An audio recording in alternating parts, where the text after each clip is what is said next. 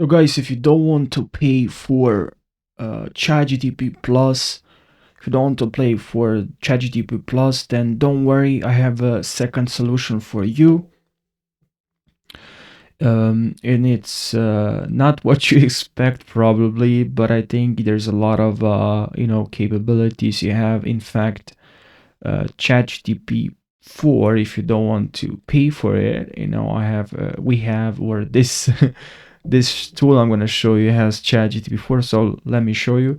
So apparently Bing AI is running on ChatGPT 4. So because you can use Bing AI for free, why not doing it? Because you can click on chat here and then you can use it.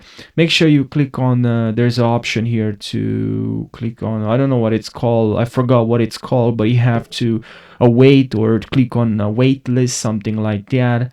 But they gonna accept you and then you can use it as I do right now, and it's pretty cool. And as I said, why that's the reason behind it. It's because OpenAI makes updates to ChatGPT and beyond, and new Bing, so Bing that I'm using right now, Bing AI, is running on ChatGPT 4. So pretty much, correct me if I'm wrong, but I'm pretty sure what you can do with ChatGPT 4, you're gonna be able to do in a chat and Bing AI right here.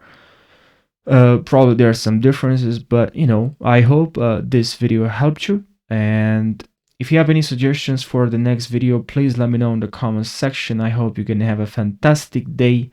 Take care.